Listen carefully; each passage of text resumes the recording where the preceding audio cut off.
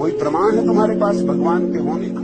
आज तक कोई प्रमाण नहीं दे सकता है, और जो भी प्रमाण दिए गए सब खंडित किए जा सकते हैं। जरा से तर्क की जरूरत है, जरा सी बुद्धि की जरूरत है। इतनी गरीबी है दुनिया में, इतनी बीमारी है दुनिया में, आधी से ज्यादा दुनिया भूख से मर रही है, और तुम कहते भगवान सर्वशक्तिमान। इसका तो मतलब ये हुआ कि वो इसी तरह चाहता है कि हो।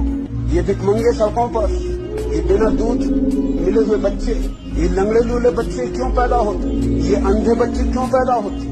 ये बुद्धि से रुग्ण बच्चे क्यों पैदा होते? तुम्हारा सर्वशक्तिमान भगवान इतना भी नहीं कर सकता? क्या तुम्हारे पास आधार है कि तुम कहो भगवान सर्वशक्तिमान? और तुम तो यूं कह रहे हो जैसे कि बात बिल्कुल सिद्धि है, कोई सच सुबह का सवाल नहीं है, कोई किंतु परंतु नहीं है। साफ घोषणा है कि भगवान सर्वशक्तिमान, सर्वज्ञ, सर्वव्यापी होता है। अगर भगवान सर्वज्ञ है तो ये दुनिया कुछ और ढंग की होनी चाहिए। ये सर्वज्ञ के द्वारा बनाई हुई दुनिया तो मालूम नहीं होती।